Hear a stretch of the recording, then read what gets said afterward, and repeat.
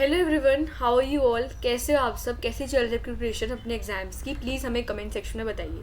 अगर कोई भी डाउट है किसी भी सब्जेक्ट से रिलेटेड तो प्लीज़ हमें कमेंट सेक्शन में बताइए।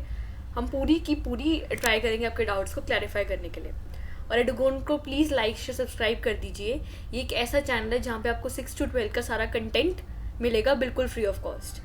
अगर आपको कोई भी डाउट है मैथ्स, इकोनॉमिक्स, अकाउंटेंसी, हिंदी जैसे सब्जेक्ट्स में, तो प्लीज़ उनके रिस्पेक्टिव टीचर्स से उनके वीडियोस में डाउट्स पूछिए। ओके। और प्लीज़ हमें कमेंट सेक्शन में बताइए कि आपकी प्रिपरेशन कैसे चल रही है अपने एग्जाम्स की। अब ज़्यादा स्ट्रेस तो नहीं ले रहे, आप अच्छे से एक्सरसाइज कर रहे हो या नहीं। हाँ, प्लीज़ हमें कमेंट सेक्शन में सब बातें बताइए। अगर हम इकोनॉमिक्स की बात करें तो इकोनॉमिक्स में हमने अपनी वन शॉट क्वेश्चन आंसर्स की सीरीज़ शुरू करी है, जिसमें हम पहले तो वन शॉट वीडियो पूरा डिटेल में डिस्कस करते हैं चैप्टर की एक्सप्लेनेशन के साथ, और फिर हम क्या करते हैं कि उस वन शॉट वीडियो के जो इम्पॉर्टेंट क्वेश्चंस हैं उस चैप्टर के वो डिस्कस करते हैं। तो हमारे वन शॉट वीडियो जो टर्म 2 के थे वो कंप्लीट हो चुके हैं क्लास 12 के। अब हमने अपनी नई सीरीज़ जो क्वेश्चन आंसर्स की है वो शुरू करी है। ओके। तो प्लीज़ जो आज हम स्टार्ट करेंगे अपना एनवायरनमेंट एंड सस्टेनेबल डेवलपमेंट का कंसेप्ट। तो एनवायरनमेंट एंड सस्टेनेबल डेवलपमेंट के हमने वन शॉट तो ऑलरेडी अपने उसमें डिस्कस कर लिया था अपने लास्ट वीडियो में। आज हम डिस्कस करेंगे उसके क्वेश्चन आंसर्स। तो हमने लास्ट वीडियो में इंफ्रास्ट्रक्चर के क्वेश्चन आंसर्स डिस्कस किए थे। हमने कंपैरेटिव डेवलपमेंट चैप्टर पूरा कंप्लीट कर लिया था वन शॉट में। हमने उसके क्वेश्चन आंसर्स डिस्कस करने हैं, वो हम नेक्स्ट वीडियो में करेंगे। हमने नेशनल इनकम के वन शॉट भी डिस्कस कर लिया और हमने उसके क्वेश्चन आंसर्स भी डिस्कस कर लिए, राइट। तो आज हम स्टार्ट करते हैं अपना next chapter environment and sustainable development के क्वेश्चन आंसर्स। ये बहुत ज़्यादा सिंपल चैप्टर होने वाला है क्योंकि एनवायरनमेंट से रिलेटेड है। इसमें कुछ ऐसा नहीं है जो आपने पहले ना पढ़ा हो, या ये 6-7 की एज अ जोग्राफी ही है जो बहुत ज़्यादा सिंपल होती है। उसमें सिर्फ और सिर्फ यही है, रिन्यूएबल, नॉन रिन्यूएबल एनवायरनमेंट का मीनिंग, बायोटिक, एबायोटिक का मीनिंग। तो बहुत ज़्यादा सिंपल होने वाला है आज का कंसेप्ट आपके लिए ग्रैस्प करना। So without pacing the further, let's get started. Environment and Sustainable Development Question Answers. Chapter को स्टार्ट करने से पहले प्लीज़ हमारा जो वन शॉट वीडियो था एनवायरनमेंट एंड सस्टेनेबल डेवलपमेंट का वो देख लीजिएगा, तभी आपको ये वाला वीडियो डिटेल में समझ आएगा, right. So let's get started. Environment and sustainable development question and answers. What is meant by environment? First question है कि एनवायरनमेंट का क्या मीनिंग है। हम एनवायरनमेंट एंड सस्टेनेबल डेवलपमेंट पढ़ रहे हैं तो हमें पता होना चाहिए कि एनवायरनमेंट का क्या मीनिंग है और सस्टेनेबल डेवलपमेंट का क्या मीनिंग है। सस्टेनेबल डेवलपमेंट का हम आगे अपनी स्लाइड्स में डिस्कस करेंगे, बट एनवायरनमेंट का मीनिंग क्या है? Environment is defined as a totality of inheritance and totality of all resources. तो एनवायरनमेंट का मतलब है कि जो रिसोर्सेज जो हमारा अर्थ है, प्लानट अर्थ, उसके पास ऑलरेडी थे, इनहेरिटेड थे, और उसके पास जो विद टाइम आए तो उसे हम कहेंगे एनवायरनमेंट के अंदर। तो इसका मीनिंग हो जाएगा जो रिसोर्सेज एनवायरनमेंट के पास ऑलरेडी थे, इनहेरिटेड, प्लस उसने एक्वायर किए हैं अपनी प्लानिटरी एक्टिविटीज़ की वजह से। तो इनहेरिटेड प्लस एक्वायर्ड, तो आ जाएगा ये किसके अंदर? एनवायरनमेंट की डेफिनेशन के अंदर। Environment is defined as totality of inheritance, जो रिसोर्सेज उसके पास इनहेरिटेड थे और जो उसने एक्वायर किए। किसकी बात हम कर रहे हैं? रिसोर्सेज की। अब रिसोर्सेज में आ जाएगा आपका लैंड, मिनरल्स, वाटर, एयर, ये सब जो हमारे पास थे और जो एक्वायर किए। आप इसको लिखने के बाद क्या कर सकते हो?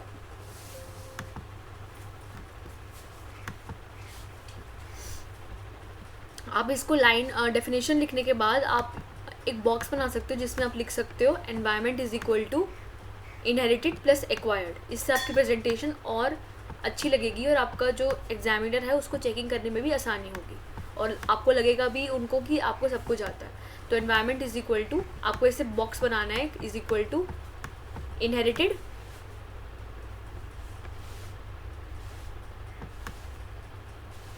Plus acquired.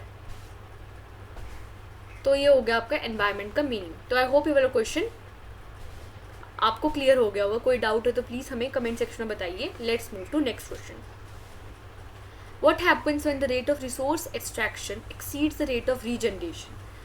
इस क्वेश्चन में बोला गया आपको, ये आपका क्वेश्चन 3 मार्क कैरी करता है।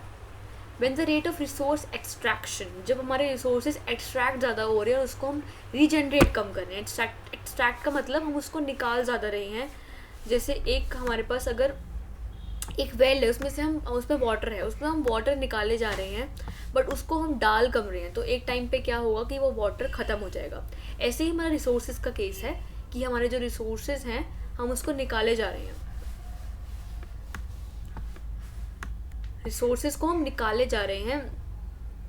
मिनरल्स हैं हमारे पास, कोई हमारे पास इम्पोर्टेंट ओर्स हैं, कोई मटेरियल है, उसको हम निकाले जा रहे हैं, बट उसको हम डाल कम रहे हैं एनवायरनमेंट के अंदर, राइट। तो क्या होगा, एक टाइम पे वो ख़त्म हो जाएंगे और उसकी एक्सटिंक्शन की प्रॉब्लम आ जाएगी, राइट। तो इसका हम आंसर रीड करते हैं। When the rate of resource extraction exceeds the rate of resource generation, the vital function of life sustaining is performed and it leaves the situation of environmental crisis. तो जब हमारे resource extract कम होंगे, उसको हम regenerate कम extract ज़्यादा होंगे और उसको हम रीजनरेट कम करेंगे, तो हमारे जो वाइटल फंक्शन है लाइफ का, जिसका मतलब है कि हमारी लाइफ सस्टेनमेंट की प्रॉब्लम आएगी, क्योंकि एक टाइम पे हमारे रिसोर्सेज ही ख़त्म हो जाएंगे और हमारे पास एनवायरमेंटल क्राइसिस की प्रॉब्लम हमारी कॉप अप हो जाएगी। एनवायरमेंटल क्राइसिस का मतलब हमारे पास एसेंशियल मिनरल्स नहीं हैं, ओर्स नहीं है अपनी लिविंग को अचीव करने के लिए। तो हमारी एनवायरमेंटल में कुछ ना कुछ क्राइसिस का मतलब कमी आ जाएगी और हमारी जो लाइफ सस्टेनमेंट की प्रॉब्लम है उसको फुलफिल करने में भी प्रॉब्लम होगी। तो इसका यही सिंपल सा आंसर है कि जब हमारे रिसोर्स एक्सट्रैक्ट ज़्यादा होंगे और रीजनरेट कम होंगे, तब हमारी लाइफ सस्टेनमेंट पर प्रॉब्लम आएगी। हमारी जितना हम अभी अच्छे से लाइफ जी रहे हैं, जब हमारे रिसोर्सेज ख़त्म हो जाएंगे तब हमें बहुत प्रॉब्लम आएगी लाइफ सस्टेन करने में और हमारी एनवायरमेंटल क्राइसिस हो जाएगा, कुछ ना कुछ कमी आएगी एनवायरनमेंट के अंदर। वो कमी हमारी ओर से रिलेटेड हो सकती है, मिनरल्स या डिपॉजिट से रिलेटेड हो सकती है। तो आई होप ये वाला क्वेश्चन आपको क्लियर हो गया होगा। कोई डाउट है तो प्लीज़ हमें इन्फॉर्म कीजिए। So let's move to next question. Classify the following into renewable and non renewable resources. इसमें हमें क्या करना है, हमें अपने रिसोर्सेज को क्लासीफाई करना है रिन्यूएबल के अंदर और नॉन रिन्यूएबल के अंदर। हमारे रिसोर्सेज हैं ट्रीज, फिश, पेट्रोलियम, कोल, आयरन, ओर और वाटर। तो हमें इसको क्लासीफाई करना है रिन्यूएबल और नॉन रिन्यूएबल के अंदर। तो रिन्यूएबल का मतलब होता है ऐसे रिसोर्सेज जो हमें रिप्लेनिश हो सकते हैं, और नॉन रिन्यूएबल का मतलब जो हम रिप्लेनिश नहीं हो सकते। तो हमारी जो ट्रीज़ हैं, ट्रीज रिन्यूएबल रिसोर्सेज के अंदर आएगा क्योंकि वो रिप्लेनिश और रिन्यू हो सकते हैं। अब fish, river, resource, petroleum non renewable resources हैं क्योंकि ये रिप्लेनिश नहीं हो सकते। अब फिर आ जाएगा हमारा coal is non renewable resource, और वाटर हो जाएगा हमारा रिन्यूएबल रिसोर्स, उसको हम बार बार यूज़ कर सकते हैं। अब ये हमारे डिवाइड हो चुके हैं रिन्यूएबल और नॉन रिन्यूएबल के अंदर। आपने जब इसको डिवाइड कर दिया रिन्यूएबल और नॉन रिन्यूएबल के अंदर, आपको एक टेबल आप टेबल की फॉर्म में प्रेजेंट कर सकते हो। यहाँ पे आप लिख सकते हो कि बेसिस क्या है, जो हम जिन चीज़ों को हमने डिवाइड किया है। यहाँ पे आ जाएगा आपका ट्रीज, फिश, पेट्रोलियम, कोल, और इसका डिवीजन आ जाएगा यहाँ पे रिन्यूएबल एंड नॉन रिन्यूएबल के अंदर। और इसको फिल करने के बाद आपको पता चल गया कि ट्रीज आ जाएगा आपका रिन्यूएबल के अंदर, पेट्रोलियम नॉन रिन्यूएबल। तो इसको कंप्लीट करने के बाद आपको बॉक्स कंप्लीट करना है और लास्ट में मीनिंग भी बताना है कि रिन्यूएबल का मीनिंग क्या है और नॉन रिन्यूएबल का मीनिंग क्या है। तो ऐसे आपकी प्रेजेंटेशन बहुत ज़्यादा अच्छी लगेगी। तो आई होप ये वाला क्वेश्चन आपको क्लियर हो गया होगा। Let's move to next question.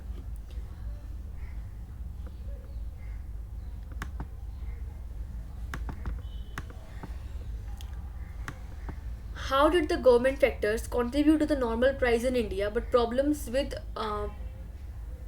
Poles for the environment? तो गवर्नमेंट के जो फैक्टर्स थे उसने क्या कंट्रीब्यूट किया एनवायरनमेंट की प्रॉब्लम्स के अंदर? जो गवर्नमेंट ने स्कीम्स लॉन्च करी उससे क्या हमारा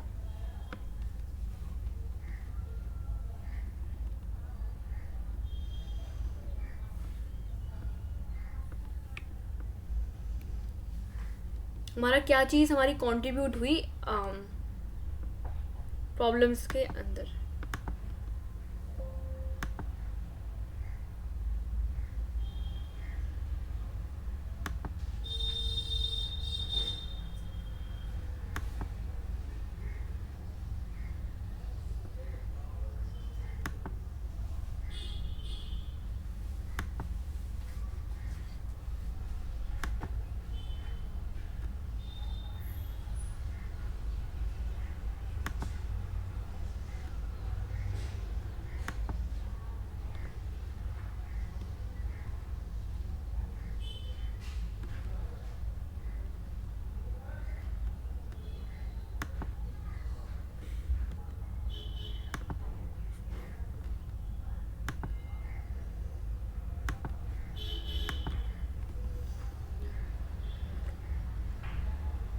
तो इसका हम आंसर रीड करते हैं।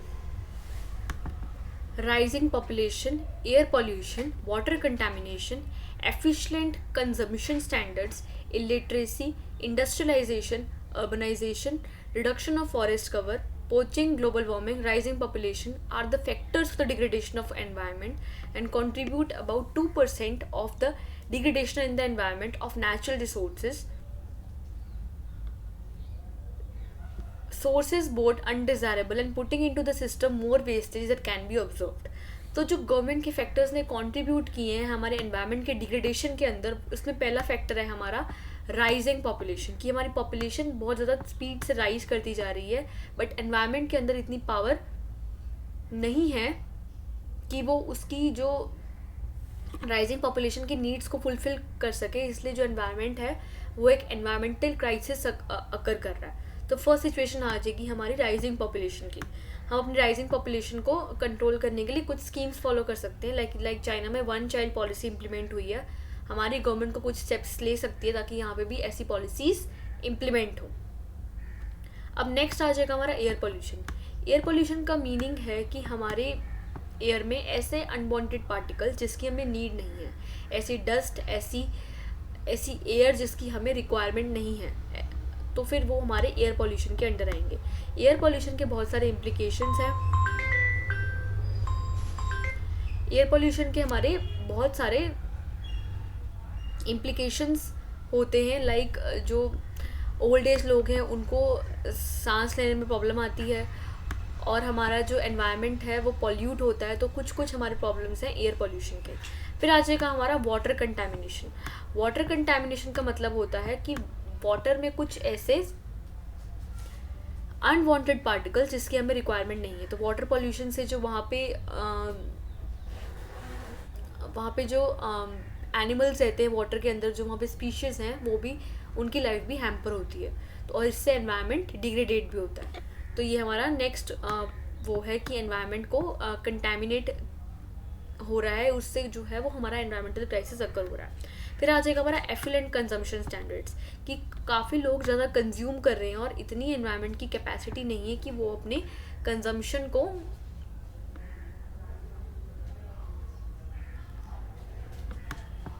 उनकी कंजम्पशन को सारी की सबकी कंजम्पशन की रिक्वायरमेंट को फुलफिल कर सके। तो एनवायरनमेंट की कंजम्पशन जो है वो ज़्यादा होती जा रही है और उनके पास इतनी कैपेसिटी नहीं है एनवायरनमेंट के पास कि वो उस कंजम्पशन को मीट कर सके।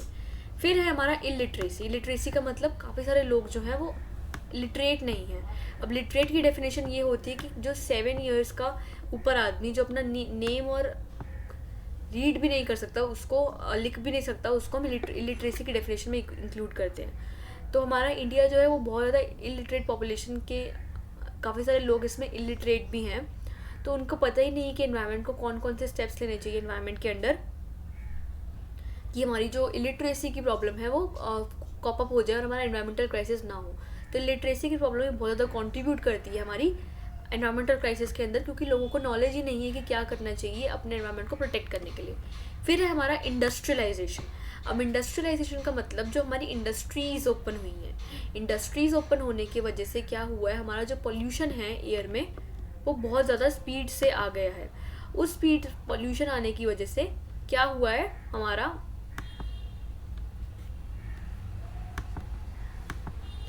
इतना स्पीड से हमारा पोल्यूशन आ गया है, उस पोल्यूशन की वजह से हमारी जो एनवायरमेंटल क्राइसिस की प्रॉब्लम है वो अचीव हो गई है। तो हमें कुछ स्टेप्स लेने चाहिए जिससे हमारा जो इंडस्ट्रीज़ है उसका जो धुआं निकलता है उसको कॉप अप करने के लिए, कि कुछ वहाँ पे उसको हम अच्छे से जगह डंप कर दें, या तो कुछ और स्टेप्स लें उसको ठीक करने के लिए।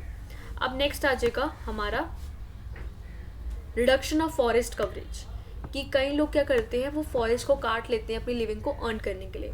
अब वो जो हम फॉरेस्ट होती है हमें ऑक्सीजन प्रोवाइड करती है। अब ऑक्सीजन प्रोवाइड अगर नहीं होंगे तो हमें जो सांस लेने में प्रॉब्लम आएगी और हमारा एनवायरनमेंट को भी हैम्पर होगा।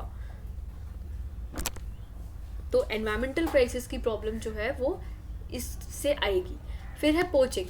पोचिंग का मतलब जो लोग हैं वो शिकार करते हैं एनिमल्स का। अब एनिमल्स का शिकार होगा, फिर क्या होगा, एनिमल्स भी प्रोवाइड करते हैं काफ़ी कुछ, वो एनवायरनमेंट के अंदर काफ़ी सारी चीज़ें कंट्रीब्यूट करते हैं। तो अगर एनवायरनमेंट पोचिंग होगी तो हमारी एनवायरमेंटल क्राइसिस की प्रॉब्लम अकर होगी। फिर है हमारा ग्लोबल वार्मिंग। अब ग्लोबल वार्मिंग का मतलब है कि हमारी राइज हो जाती है, इंक्रीज हो जाता है टेम्परेचर अर्थ का काफ़ी सारे फैक्टर्स की वजह से। वो फैक्टर्स हो सकते हैं हमारे कि हमारा ट्रीज़ हमारे नहीं हैं, कुछ और फैक्टर्स हो सकते हैं, तो हमारी ग्लोबल वार्मिंग की प्रॉब्लम हमारी अकर हो सकती है। अब फिर है हमारा राइजिंग पॉपुलेशन। ये वाला पॉइंट हम पहले भी डिस्कस कर चुके हैं कि हमारी पॉपुलेशन जो ऐसी स्पीड से राइज कर रही है और एनवायरनमेंट के पास इतनी पावर नहीं है कि उनकी पॉपुलेशन की को रिसोर्सेज को वो कॉप अप कर सके, तो हमारी प्रॉब्लम आ जाएगी उसकी एनवायरमेंटल क्राइसिस की। फिर है डिग्रेडेशन ऑफ द एनवायरनमेंट। तो ये सब फैक्टर्स हमारे कंट्रीब्यूट करते हैं एनवायरनमेंट की डिग्रेडेशन में, और 2% कंट्रीब्यूट करते हैं हमारी जो नेचुरल रिसोर्सेज की डिग्रेडेशन के अंदर। तो इसमें काफ़ी सारी वेस्टेज ऑब्जर्व हो रही है, जितनी हम एक्सपेक्ट कर सकते हैं उससे भी ज़्यादा। अब हम डिस्कस करेंगे जो हमने सारे के सारे फैक्टर्स मैंने आपको थोड़े थोड़े बता दिए, उसको हम डिटेल में 1 by 1 डिस्कस करेंगे। First is air pollution. Air pollution is due to public transport should be encouraged and use of CNG vehicles should be promoted on employees। तो एयर पोल्यूशन को हमने एयर पोल्यूशन का मतलब जान दिया कि एयर में कुछ ऐसे अनवांटेड पार्टिकल्स हैं जिसकी हमें रिक्वायरमेंट नहीं है। तो अगर हमें एयर पोल्यूशन को ख़त्म करना है तो हमें क्या कर सकते हैं, हम पब्लिक ट्रांसपोर्ट यूज़ कर सकते हैं। अगर सारे लोग पब्लिक ट्रांसपोर्ट लाइक बसेस का यूज़ करेंगे तो पेट्रोल भी कम लगेगा और धुआं भी कम निकलेगा और हमारी एयर पोल्यूशन की प्रॉब्लम ख़त्म हो जाएगी और हमारे जो अर्थ है वो कंटेमिनेट होने से और एनवायरनमेंट डिग्रेडेड होने से बचेगा और एनवायरमेंटल क्राइसिस की प्रॉब्लम भी अकर नहीं होगी। अब next is use of CNG। अगर हम व्हीकल्स में पेट्रोल की जगह CNG का यूज़ करें, CNG आ जाएगी हमारी कंप्रेस्ड नेचुरल गैस। तो उसको यूज़ करने की वजह से हमारा क्या होता है, एनवायरमेंटल क्राइसिस की प्रॉब्लम अकर नहीं होगी क्योंकि वो ज़्यादा धुआं नहीं निकलेगा। तो एयर पोल्यूशन को हम इन टेक्निक से कॉप अप कर सकते हैं, इसको ख़त्म कर सकते हैं। Should be promoted on employees. Contamination of air that is the absence of oxygen to breed air pollution is the right spirit in urban areas. तो अगर एयर पोल्यूशन हो जाएगा बट उसके अंदर हमारी ऑक्सीजन नहीं होगी ब्रीथ करने के लिए, तब हमारे बहुत ज़्यादा डिफिकल्टी होगी ह्यूमन्स को सर्वाइव करने के लिए। Where vehicles are the major contributors in air pollution. सबसे ज़्यादा कॉन्ट्रीब्यूटर्स हैं हमारे एयर पोल्यूशन के अंदर, वो है हमारे vehicles.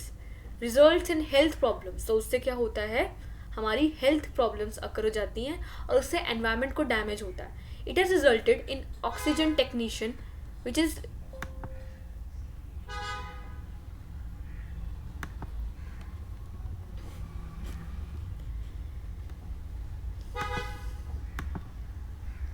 It has resulted in ozone technician which is leading to climate change. तो इससे क्लाइमेट चेंज की प्रॉब्लम अकर हो जाती है। So the government should take steps to improve air pollution और to reduce air pollution. Public transport should be encouraged and use of CNG। तो हमें दो इंपॉर्टेंट हमें पता चल गए कि हमें अगर एयर पोल्यूशन को ख़त्म करना है तो हम क्या करेंगे, CNG को प्रमोट करेंगे और हमारा जो पब्लिक ट्रांसपोर्ट है उसको हम एनकरेज करेंगे। तो हमारा एयर पोल्यूशन का टॉपिक हो गया कंप्लीट। अब हम डिस्कस करेंगे next water contamination. Water contamination for pollution takes place when toxic substances enter water bodies and get dissolved. तो वाटर कंटेमिनेशन का मतलब होता है जब हमारे टॉक्सिक सब्सटेंसेस, एयर पोल्यूशन में था कि एयर के अंदर कुछ ऐसे अनवांटेड पार्टिकल्स आ जाते हैं जिसकी हमें रिक्वायरमेंट नहीं है, बट वाटर कंटेमिनेशन का मतलब कि हमारे वाटर के अंदर कुछ ऐसे अनवांटेड पार्टिकल्स एंटर हो जाते हैं, कुछ ऐसे टॉक्सिक सब्सटेंसेस एंटर हो जाते हैं और हमारी एयर के अंदर डिजॉल्व हो जाते हैं। Suspended in both in quality of water and quantity of water becomes a health hazard और अनफिट फॉर यूज़। तो ऐसा वाटर हमारे लिए क्या होता है, अनफिट हो जाता है पीने के लिए। The contaminated water is devastating not only for people but also for animals. ऐसा पानी हमारा लोगों के लिए भी हार्मफुल होता है और हमारे एनिमल्स के लिए भी हार्मफुल होता है। Contaminated water destroys flight and reduces its productive everything that for that polluted imported is suitable for drinking। तो इससे क्या होता है, हमारा agriculture industry should play steps to prevent water contamination, otherwise viability of fresh air में become the most crucial problem in India over the coming decades. तो हमें government को कुछ ना कुछ स्टेप्स लेने चाहिए हमारी जो वाटर कंटेमिनेट हो रहा है उसको ठीक करने के लिए, वरना आने के टाइम पे, आगे के टाइम पे क्या होगा कि हमारी जो वाटर पोल्यूशन है और जो एयर पोल्यूशन है वो बहुत ज़्यादा इंपॉर्टेंट मेजर्स बन जाएंगे हमारे उसको हैम्पर करेंगे हमारी ग्रोथ प्रॉब्लम को, और हर जगह ये सब चीज़ें ही ऊपर रहेंगी। तो हमें कुछ ना कुछ स्टेप्स लेने चाहिए एयर पोल्यूशन और वाटर कंटेमिनेशन को ख़त्म करने के लिए। Next is effluent consumption standards. Different consumption standards have played new stress on environment as demand for resources is more than the available supply. Definite consumption and production standards for the developed world, the generation of histories which is beyond the job capacity of the environment. As a result, environment is most explore alternative environmental friendly resources. तो हमारी क्या है कि consumption standards बहुत ज़्यादा हो रही हैं, बट एनवायरनमेंट के पास इतनी ज़्यादा कैपेसिटी नहीं है कि जो हमारी कंजम्पशन हो रही है उसको हम कंजम्पशन जितनी भी लोग कर रहे हैं उसको एनवायरनमेंट फुलफिल कर सके। तो demand for resources is more than the available supply. तुम्हारी रिसोर्सेज की डिमांड ज़्यादा है बट उतनी उसकी सप्लाई नहीं है। लोग डिमांड कर रहे हैं बट उसको सप्लाई करने के लिए एनवायरनमेंट के पास इतने रिसोर्सेज नहीं है। तो definite consumption and production standards of the developed world contribute debt to the generation. तो उससे क्या होता है, हमारी कंजम्पशन और प्रोडक्शन की वजह से हमारी डेवलप्ड वर्ल्ड पे डेट अकर हो जाता है which is beyond the absorptive capacity of the environment. Environment उसको एब्जॉर्ब नहीं कर पा रहा। तो government is most explorer alternative environmental friendly resources. तो एनवायरनमेंट को कुछ स्टेप्स लेने चाहिए कि वो ऐसे कुछ चीज़ें करे कि हमारे जो एनवायरमेंटल फ्रेंडली रिसोर्सेज पे हार्म हो रहा है वो ना हो। अब नेक्स्ट प्रॉब्लम है illiteracy. Illiteracy, ignorance is an irreversible damage on the environment. Crucial resources and lack of knowledge and education leads over the misuse of resources and proper use of non-renewable resources leads to environmental crisis. तो literacy की वजह से क्या होता है, हमारा illiteracy, काफ़ी सारे लोग जो है इलिटरेट है, तो उससे एनवायरमेंटल क्राइसिस की प्रॉब्लम जो है अकर होती है और उनके पास वो नहीं है कि वो कैसे अपने रिसोर्सेज को यूज़ करें। उनके पास नॉलेज नहीं है और वो उसका इसलिए मिसयूज़ भी करते हैं और उसको अच्छे से यूज़ नहीं कर पाते जितनी उसकी कैपेसिटी है। तो नॉन रिन्यूएबल रिसोर्सेज से क्या होता है, हमारा एनवायरमेंटल क्राइसिस की प्रॉब्लम जो है वो अकर होती है। अब next is industrialisation.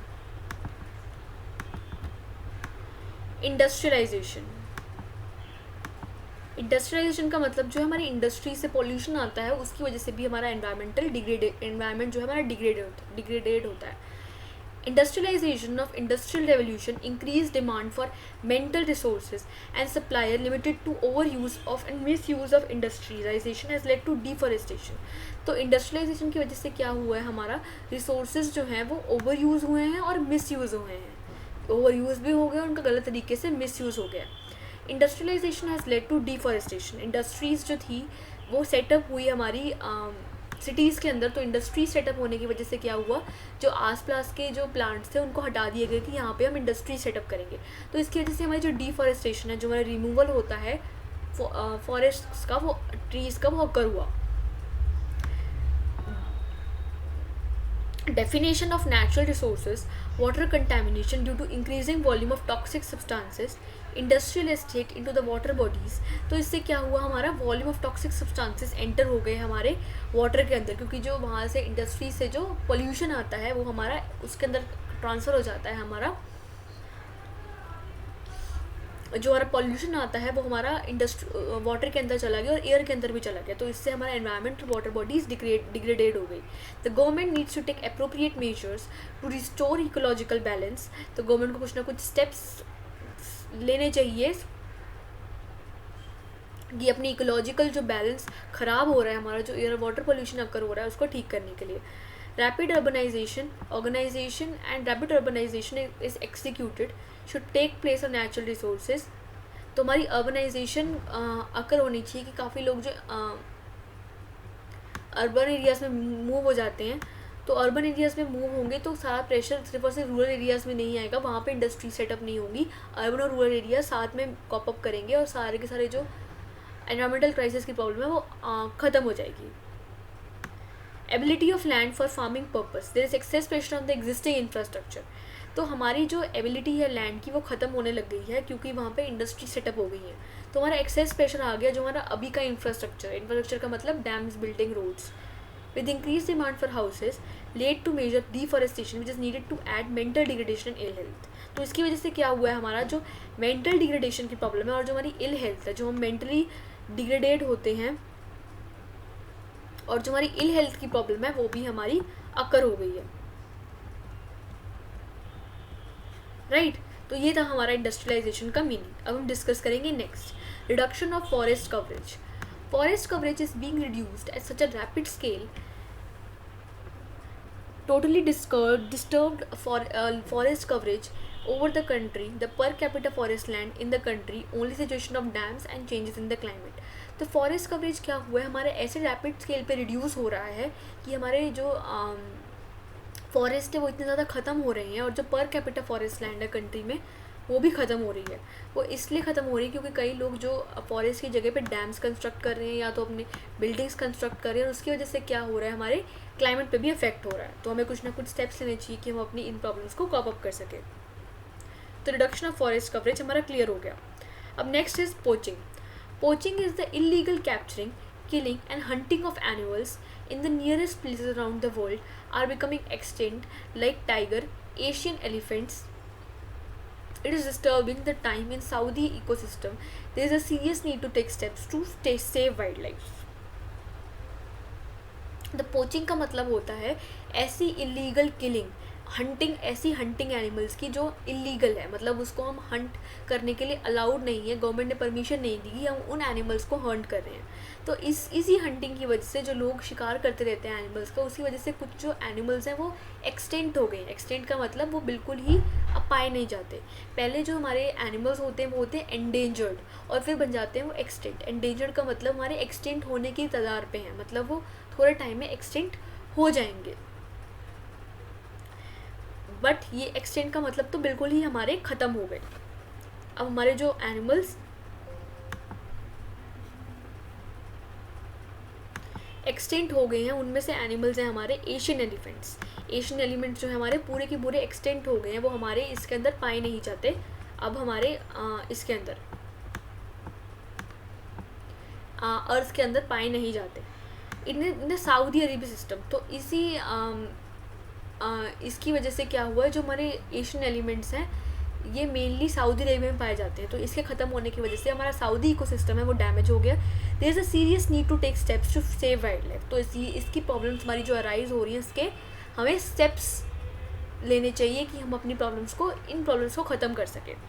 Next is global warming. Global warming is the adverse increase in the environmental crisis world wide, specially at the earth. तो ग्लोबल वार्मिंग का मतलब है ऐसा इंक्रीज एनवायरनमेंट में जिससे हमारी जो टेम्परेचर है अर्थ का वो इतना ज़्यादा राइज हो गया है।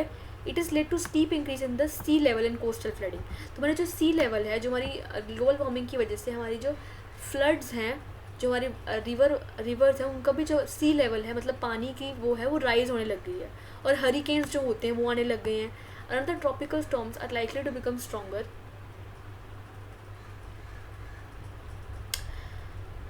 Increase of incidence of tropical diseases like malaria, chikungunya are endangered species are becoming extinct forever। तो इसकी वजह से क्या हुआ है, हमारा जो ग्लोबल वार्मिंग की वजह से हमारे जो डिजीज़ेस थे, मलेरिया था, हमारा चिकनगुनिया था, ये सब हमारे और जो हमारे कुछ ना कुछ स्पीशीज़ थे वो हमारे एक्सटेंट होने लग गए हैं और ये सारी प्रॉब्लम्स लाइक मलेरिया और चिकनगुनिया वो भी आने लग गई है। और ग्लोबल वार्मिंग की वजह से क्या होता है, हमारा जो आइस है वो मेल्ट होने लग जाती है, हमारी माउंटेन्स के आइस जो है वो मेल्ट होने लग जाती है और जो आइस मेल्ट होती है हमारी डायरेक्ट ट्रांसफ़र होती है हमारी वाटर के अंदर। तो वाटर में ट्रांसफ़र होने की वजह से हमारी वहाँ पे उसका प्रेशर जो राइज होने लगता है एकदम से और हमारी वहाँ पे फ्लड्स की प्रॉब्लम अकर हो जाती है और हमारी मलेरिया, चिकनगुनिया, इन सब की प्रॉब्लम्स भी प्रॉब्लम होने लग जाती है और जो फ्लड्स की वजह से कुछ हमारे जो एनिमल्स हैं वो एकदम से ख़त्म हो जाते हैं और हमारे वो एक्सटेंट होने लगते हैं। तो हमें कुछ ना कुछ स्टेप्स लेने चाहिए अपनी ग्लोबल वार्मिंग की प्रॉब्लम को ख़त्म करने के लिए। Let's move to next question. ये वाला हमारा डिस्कस हो गया क्वेश्चन पूरा का पूरा। इसमें क्वेश्चन था कि गवर्नमेंट ने कौन कौन से फैक्टर्स कंट्रीब्यूट किए हैं हमारे एनवायरमेंटल क्राइसिस के अंदर। तो इसमें हमने डिस्कस किया एयर पॉल्यूशन के बारे में, water contamination, effluent consumption standards and industrialisation और हमारा रिडक्शन ऑफ फॉरेस्ट कवरेज। अब next is What are the functions of environment?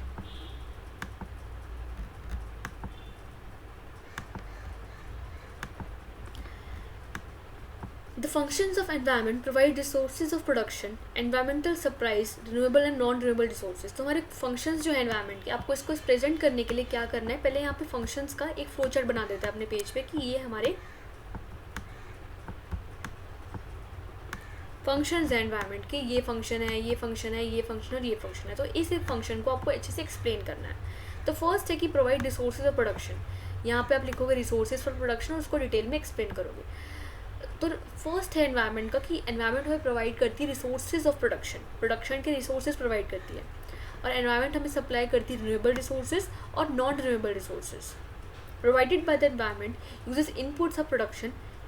तो फर्स्ट है हमारा provides resources of production, supplies renewable, और यहाँ पे सेकंड आ जाएगा supplies renewable and non renewable resources. तो assimilates process of production in convenient food, a lot of wastage, environmental systems like basic city flights, sun, soil, water and early part of the environment survey, providing essential elements. It provides aesthetic services. तो next है हमारा environment का function कि हमें aesthetic services provide करता है.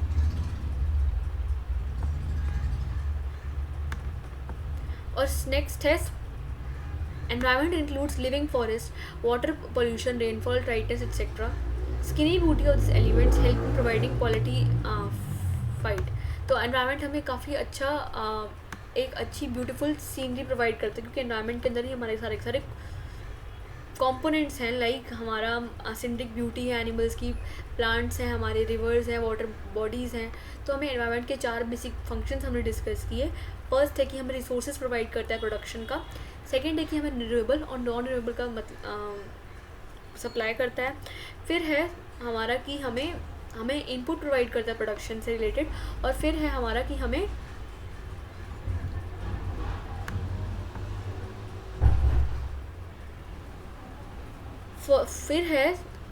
कि हमें एक सिंड्रिक ब्यूटी प्रोवाइड करता है कि हमारे एनवायरनमेंट के अंदर इतने अच्छे अच्छे प्लांट्स हैं, लिविंग माउंटेन्स हैं, ओशनरीज हैं, फिशरीज हैं. तो ये सब चीज़ें हमें सिंड्रिक ब्यूटी प्रोवाइड करता है, बहुत अच्छी सीनरी प्रोवाइड करता है. तो ये हमारे कुछ फंक्शंस थे एनवायरनमेंट के. तो इसको प्रेजेंट करने से पहले आपको एक फ्लो चार्ट बनाना है, तभी आपका ये वाला क्वेश्चन जो है अच्छे से प्रेजेंटेबल लगेगा. और एक एक पॉइंट को आपको पहले हाईलाइट करना है और यहाँ पे कैपिटल लेटर्स में लिखना है, फिर नीचे एक्सप्लेन करना है, फिर दूसरे पॉइंट को यहाँ पे. तो ऐसे से आपको करके चलना है, तभी आपको पूरे के पूरे 5 मार्क्स इस क्वेश्चन में मिलेंगे. Next is identify 6 factors contributing to land acquisition in India. तो हमारे कौन से 6 फैक्टर्स थे कंट्रीब्यूट, ये हमारा 6 मार्क्स का क्वेश्चन आता है.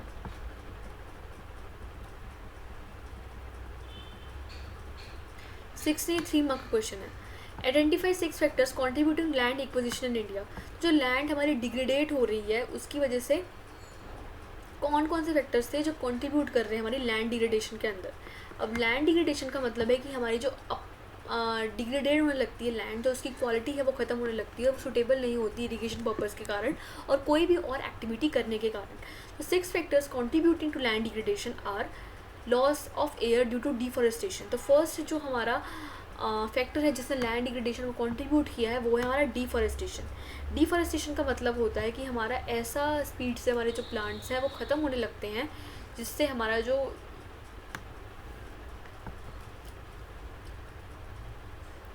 ऐसे स्पीड से हमारे जो प्लांट्स वगैरह जो ट्रीज़ हैं वो ख़त्म होने लगते हैं, जिससे हमारा बहुत ज़्यादा अफेक्ट आता है एनवायरनमेंट के अंदर. तो इसकी वजह से क्या होता है, हमारा जो लैंड डिग्रेडेशन की प्रॉब्लम है वो ओकर हो जाती है. Next is over grazing of natural pesters. जो नेचुरल पेस्टर्स हैं हमारे, जो हमारी शीप्स हैं, गोट्स हैं, उसकी हम ज़्यादा ओवर ग्रेजिंग कर देते हैं जितनी उनकी कैपेसिटी नहीं है. तो उसकी वजह से हमारी जो लैंड डिग्रेडेशन की प्रॉब्लम है वो ओकर होती है. Next is stocking incentives. Lifestyle carrying capacity. तो हमारी कैरिंग कैपेसिटी एनवायरनमेंट की ख़त्म होने लगती है. Encroachment into forest lands. तो हमारी जो फॉरेस्ट लैंड है उन पर हम एनक्रोचमेंट कर देते हैं, उसकी वजह से हमारी लैंड जो है वो डिग्रेडेड होने लगती है. Unsustainable consumption methods, unsustainable soil erosion methods. तो जो हमारे सॉइल को हम कन्वर्ट करते हैं मेन्योर के अंदर, तो उसकी जो मेजर्स हैं वो बहुत ज़्यादा इनएडिक्वेट होते हैं कुछ. तो हम उन इनएडिक्वेट मेजर्स को यूज़ कर रहे हैं जिसकी रिक्वायरमेंट जो हमारे एनवायरनमेंट के लिए अच्छे नहीं है, इसलिए हमारी लैंड डिग्रेडेशन की प्रॉब्लम अकर हो रही है. Next is unsustainable fuel wood. तो अनसस्टेनेबल फ्यूल वुड की वजह से क्या हुआ है, हमारा जो फ्यूल वुड है हमारी अनसस्टेनेबल है, मतलब इतना वो सस्टेन नहीं कर पा रही, उसकी वजह से हमारी एनवायरमेंटल जो है वो क्राइसिस अकर हो रही है। तो हमारे ये फैक्टर्स थे 6। तो आपको एक्सप्लेन करने के लिए इसके लिए पहले आपको एक फ्लो चार्ट बनाना है, बीच में आप लिखोगे factors contributing to land degradation,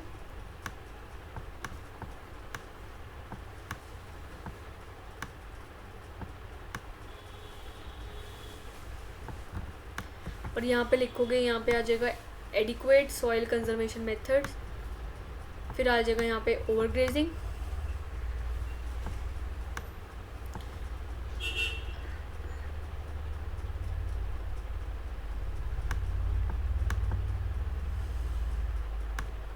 soil conservation, loss of air due to deforestation. तो ऐसा आपको प्रेजेंट करना है अपने एग्जाम्स के अंदर, unsustainable fuel wood.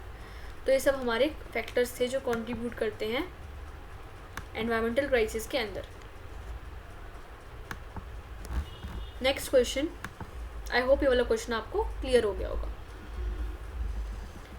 Explain how the opportunity cost of negative environment impact are high. तो हमारी अपॉर्चुनिटी कॉस्ट जो है नेगेटिव एनवायरमेंट की वो हाई क्यों है? Distraction office speed more than it's regeneration. तुम्हारे जो रिसोर्सेज हैं उसको हम एक्सट्रैक्ट ज़्यादा कर रहे हैं, उसको रीजनरेट कम कर रहे हैं। It produces carrying capacity of the environment in such situation. तुम्हारी जो कैरिंग कैपेसिटी एनवायरनमेंट की वो हमारी ख़त्म होने लगती है। To perform the functions of life sustaining, तुम्हारी जो लाइफ सस्टेनमेंट की प्रॉब्लम है वो हमारी ख़त्म होने लगती है।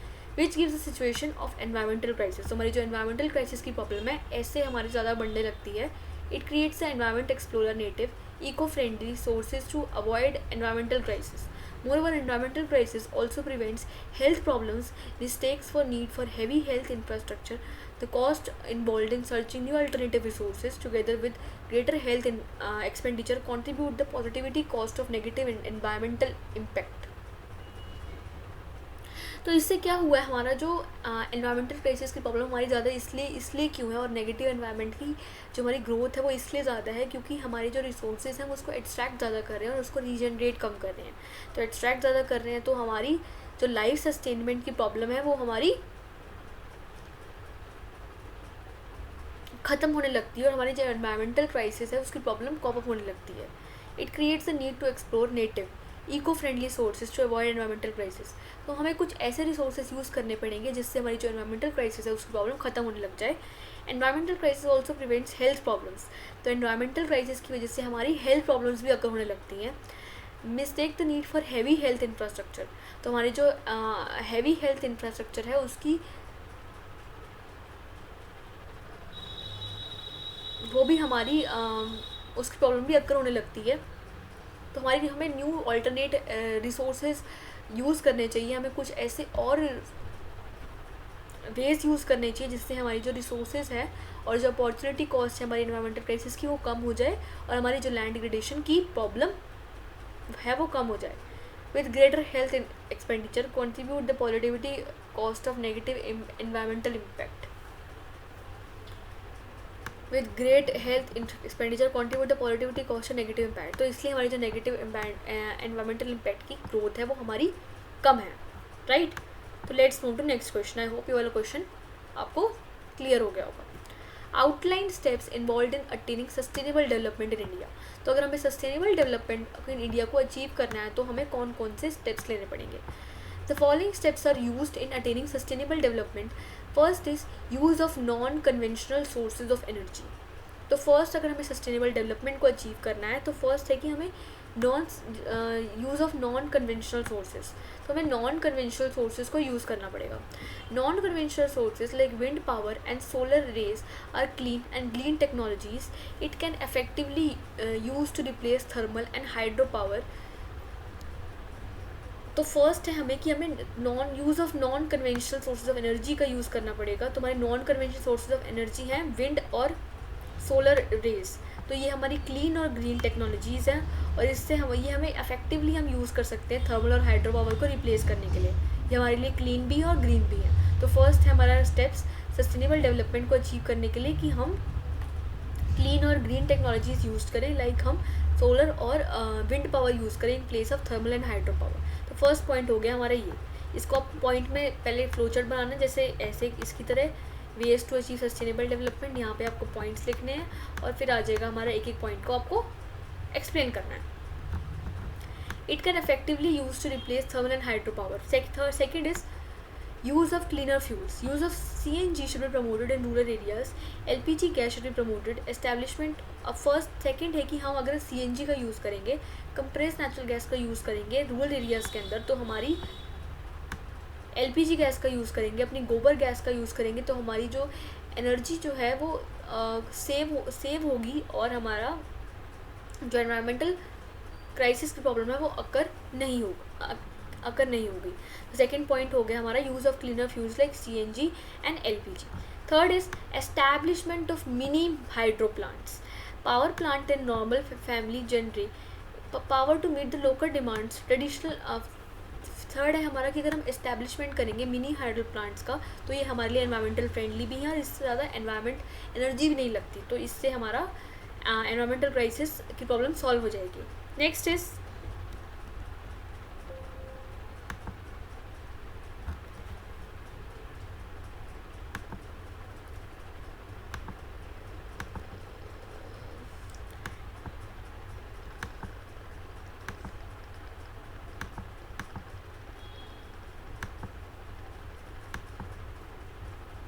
तो हमारी जो इसकी प्रॉब्लम है वो सॉल्व हो जाएगी.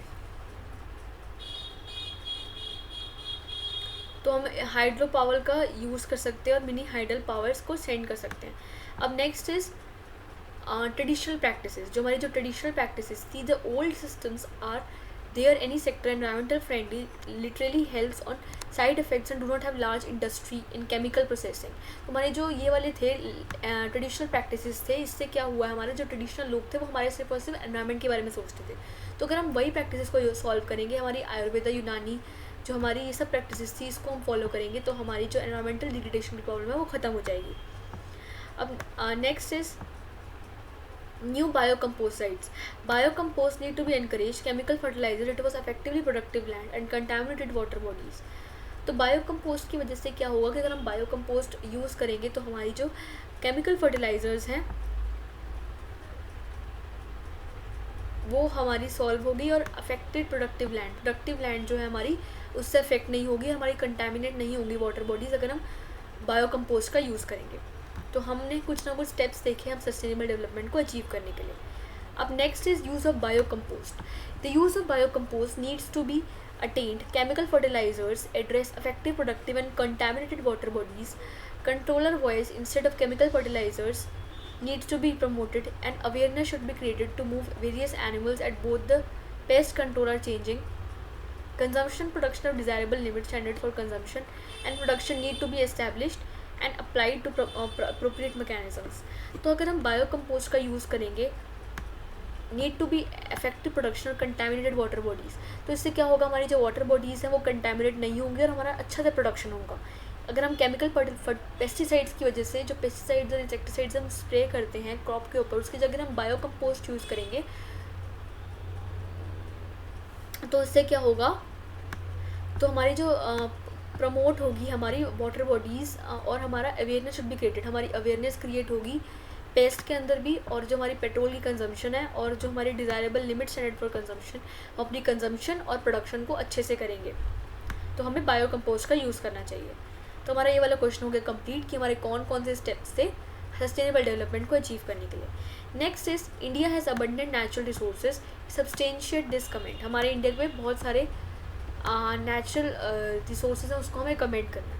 तो अगर आपको बस ऐसा क्वेश्चन आ रही है कि इंडिया एक स्टेटमेंट भेजी गई, उसको हमको इवैल्यूएट करना है, तो सबसे पहले आपको एग्जाम में वो स्टेटमेंट लिखनी है, India has abundant natural resources. फिर नीचे लिखना है yes I agree, India has abundant natural resources. फिर इंडिया के बारे में कुछ ना कुछ एक इंट्रोडक्शन देनी है 3-4 लाइन्स की.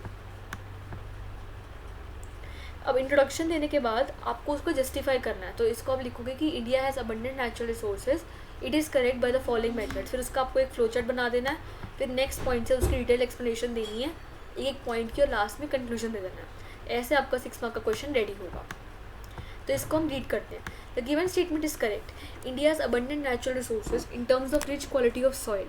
तो इंडिया के पास रिच क्वालिटी है सॉइल की, hundreds of rivers and green forests, plenty of deposits leading to conservation of textile industries in that region. Concentration of textile industries in that region. तो हमारा first है कि हमारे इंडिया के पास सच में रिसोर्सेज जो हैं वो बहुत ज़्यादा अबंडेंट है. फर्स्ट है कि हमारी जो रिच क्वालिटी है सॉइल की क्वालिटी बहुत ज़्यादा रिच है. हंड्रेड्स ऑफ रिवर्स हैं हमारे पास, ग्रीन फॉरेस्ट हैं, plenty of deposits हैं, conservation of textile industries in that region, concentration of textile industries in that region, Gangetic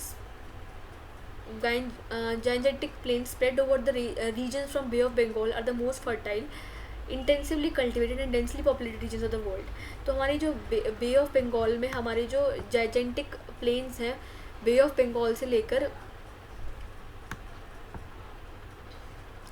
सारे रीजन से लेकर बे ऑफ बंगाल से वो बहुत ज़्यादा फर्टाइल है और डेंसली कल्टिवेटेड है और हमारे पॉपुलेटेड भी है. Provide a green stock over the country with population in large cover for the wild life. तो हमारी कुछ पॉपुलेशन प्रोवाइड करती है अपनी कंट्री को. डिपॉजिट्स ऑफ आयरन और coal, natural gas are found in the country. तो हमारे जो डिपॉजिट्स हैं और आयरन और कोल के वो बहुत ज़्यादा प्लेंटी में फाउंड होते हैं पूरी कंट्री में. India's loan account for nearly 25% of the अगर हम इंडिया अलोन 25 प्लेस पे है इंडिया में. अगर हम कॉपर की प्रोडक्शन की बात करें और copper chromate diamond gold ignite and families also level in different parts of the country. तो ये सब चीज़ें भी हमारी बहुत ज़्यादा लेवल में पाई जाती हैं. कॉपर क्रोमेट डायमंड गोल्ड और लिग्नाइट बहुत ज़्यादा उसमें पाई जाती है बल्क में हमारी कंट्री के अंदर. The black soil of Deccan Plateau are suitable for cultivation of cotton, leading to conservation of textile. तो जो हमारे डेक्कन प्लेट्यू के अंदर ब्लैक सॉइल पाई जाती है वो हमारी सूटेबल है कल्टिवेशन ऑफ कॉटन के अंदर. राइट तो हमारे ये आ जाएंगे नेचुरल रिसोर्सेज का. हमने बता दिया कि इंडिया के पास सच में बहुत सारे नेचुरल रिसोर्सेज हैं, उसका हमने एग्जाम्पल दे दिया. Let's move to next question. Is environmental crisis recent phenomena why. अगर एनवायरमेंटल क्राइसिस ये अभी का फिनोमिना है, अगर है तो क्यों. आ रहे हैं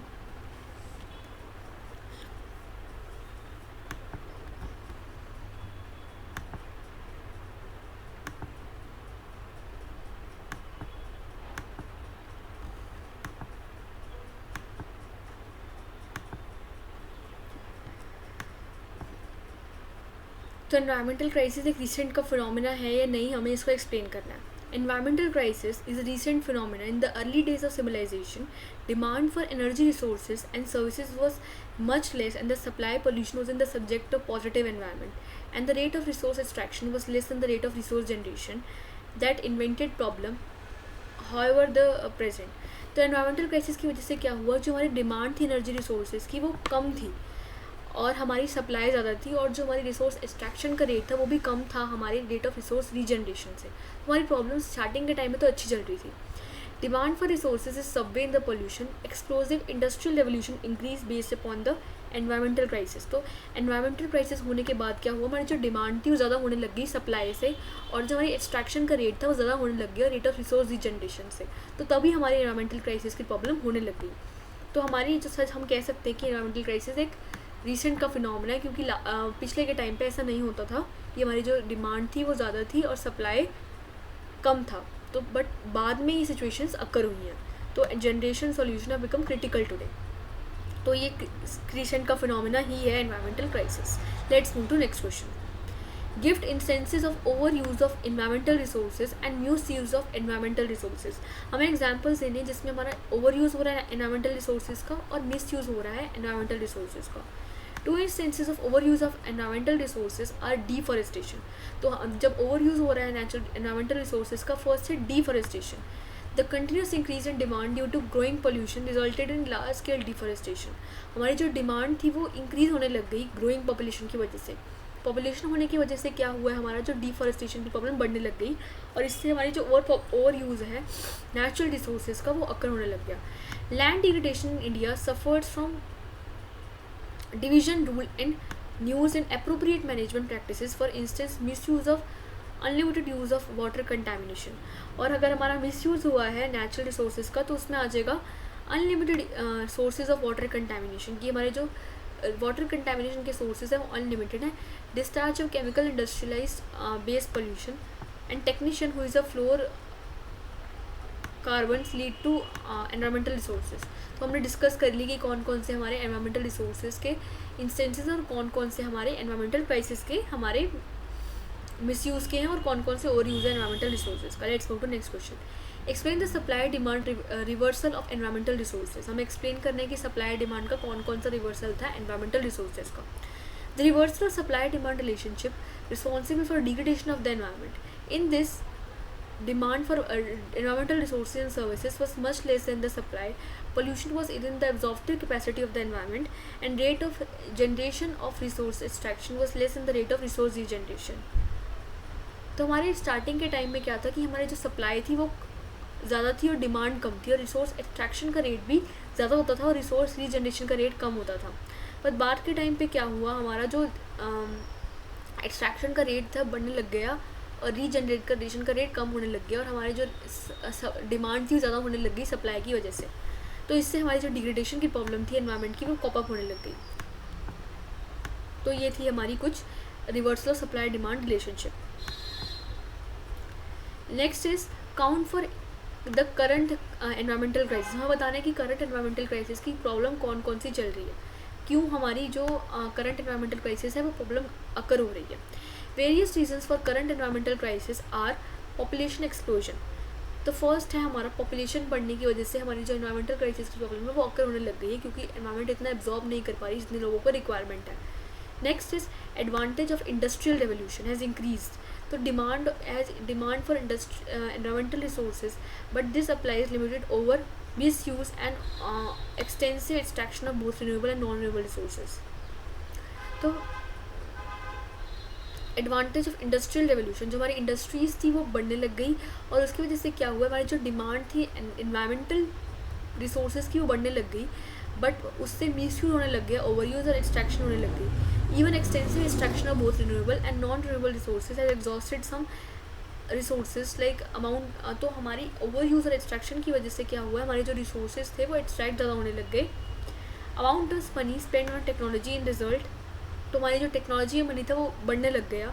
extension of mechanisms continues in rising population is also resulted in environmental crisis. तो हमारी राइजिंग पॉपुलेशन की वजह से हमारी जो एनवायरमेंटल क्राइसिस था उसकी प्रॉब्लम अकर होने लग गई. Due to accident consumption production center, तो हमारी प्रोडक्शन और कंजम्पशन बढ़ने लग गई. Beyond the job capacity of the environment is polluted and declining water quality resulted in increase incidence of waterborne diseases. और हमारे एयर की वाटर क्वालिटी और एयर की क्वालिटी और वाटर की क्वालिटी बढ़ने लग गई, उससे क्या हुआ, हमारे एयर वाटरबोर्न डिजीज थे वो बढ़ने लग गए. Expenditure on health is also rising global warming issues. Global warming की वजह से हमारे जो हेल्थ एक्सपेंडिचर था वो भी बढ़ने लग गया. और technician also contribute to increase financial commitment for the government. Technicians की वजह से हमारा क्या हुआ, हमारी जो फाइनेंशियल कमिटमेंट थी गवर्नमेंट की वो बढ़ने लग गई. तो ये था हमारा current environmental crisis. Keeping on your next question is keeping in your locality describe your 4 strategies for sustainable development. तो हमें बताना है कि 4 स्ट्रैटेजीज कौन सी हैं सस्टेनेबल डेवलपमेंट की. First is the pool for the first strategy है हमारी सस्टेनेबल डेवलपमेंट की यूजिंग एनवायरमेंटल फ्रेंडली फ्यूल. अगर हम एनवायरमेंटल फ्रेंडली चीज़ें यूज़ करेंगे, this use of CNG should be promoted instead of petrol and diesel. तो first है कि हमें CNG यूज़ करना चाहिए पेट्रोल और डीजल के सिवाय, तो हमारी जो एनवायरमेंटल फ्रेंडली चीज़ें हैं वो प्रमोट होंगी. Next is use of renewable resources. Solar energy should be preferred like solar geyser. Solar energy is the free gift of nature. तो अगर हम रिन्यूएबल रिसोर्सेज का यूज़ करेंगे सोलर एनर्जी का, तो वो नॉन एग्जिस्टेबल है और वो ईजी टू यूज़ है. In a household place can be distinguish as biodegradable and non biodegradable. तो अगर हम बायोडिग्रेडेबल और नॉन बायोडिग्रेडेबल चीज़ों का यूज़ करेंगे तो हमारी जो एनवायरमेंटल क्राइसिस की प्रॉब्लम है वो सॉल्व हो जाएगी. Avoid plastic bag should be encourage. तो प्लास्टिक बैग्स को अगर हम रिप्लेस करेंगे क्लोथ बैग से are harmful to the environment, क्योंकि प्लास्टिक बैग्स जो होते हैं हमारे एनवायरमेंट के लिए हार्मफुल होते हैं. तो हमने 4 चीज़ें बता दी जिससे हमें सस्टेनेबल डेवलपमेंट हमारी लोकेलिटी के अंदर अचीव हो जाएगा. Next is highlight any 2 serious adverse consequences in development of India. Direct me their poverty induced energies at the same time due to affluent living standards. Is it true? तो हमें बताना है कि हमारी 2 कंसिक्वेंट डेवलपमेंट स्ट्रेटजीज़ कौन कौन सी हैं, और पॉवर्टी इंड्यूस्ड एनर्जीज़ हैं, और हमारी एफ्लुएंट कंजम्पशन, हम अच्छे से लिविंग स्टैंडर्ड्स भी हमारा ज़्यादा है और हमारी पॉवर्टी भी बढ़ रही है। तो हमें बताना है स्टेटमेंट ट्रू या नहीं। तो पहले हम बताते हैं 2 हमारे डेवलपमेंट कंसिक्वेंसेस कौन कौन से डेवलपमेंट के अंदर। First is deforestation in India. Deforestation in India for forest covers is being reduced. It has totally disturbed ecological balance of the country. India only to 40.0 take care against requirement of 0.4 sector to meet the environmental crisis. They are very serious and dangerous consequences of forensic definition, changes of more floods और heavy substantial of damages in climate. तो इसकी वजह से क्या हुआ है, जो हमारी environmental crisis है, फर्स्ट है कि हमारी डिफॉरेस्टेशन बहुत ज़्यादा है। जो हमारा करंट एरिया है वो 40.0 है और हमारी रिक्वायरमेंट 0.47 है। तो इससे हमारी जो एनवायरमेंटल क्राइसिस है वो ऑकर होने लग गई है। Next is air pollution. Air pollution is right in urban areas and chemical contributor in the environmental crisis and causes severe damage and environmental in the highest number of premature deaths in the country. Outdoor and indoor air pollution occurs in India. This take place on the future date of India. तो इससे क्या हुआ है, हमारा air pollution की वजह से भी हमारी जो पोल्यूशन अकर हुआ है take on the future link to climate change, तो इसकी वजह से हमारे कुछ ना कुछ इम्प्लीकेशंस हुए हैं। अब हम 1 मार्क क्वेश्चन डिस्कस करेंगे। ये भी हमारा 3 मार्क का क्वेश्चन था, ये भी हमारा 4 मार्क का क्वेश्चन था, इससे पहले वाला हमारा 3 मार्क का था, ये भी हमारा 3 मार्क का था। ये क्वेश्चन हमारे सारे के सारे 3 मार्क के थे। 4 ये आपका 3 मार्क का क्वेश्चन था। 3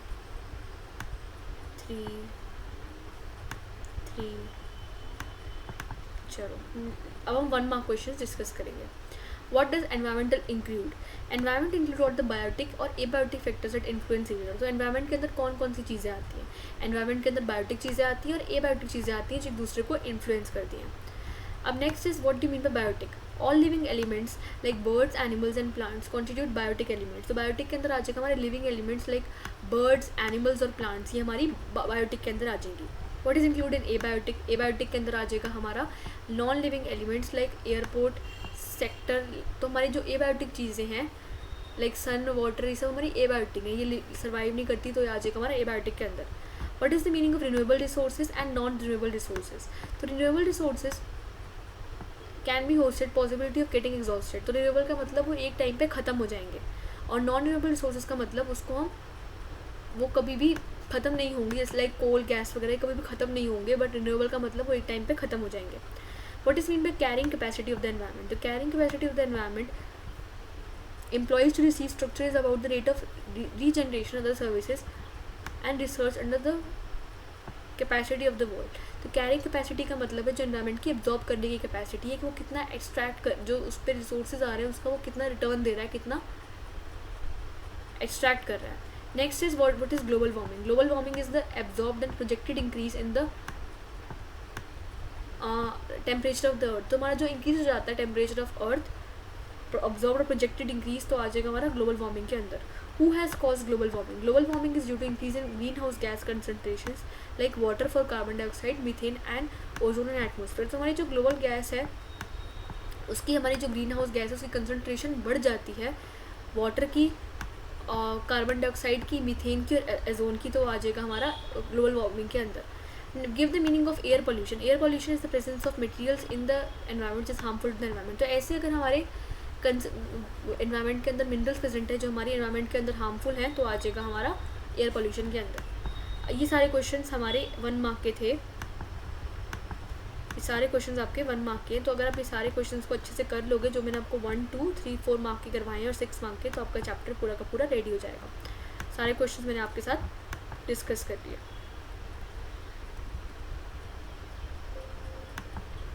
कोई डाउट है तो प्लीज़ स्टूडेंट्स कमेंट सेक्शन में डिस्कस कीजिए हमारे साथ, हम पूरी की पूरी ट्राई करेंगे आपके डाउट्स को क्लैरिफाई करने के लिए। बाय।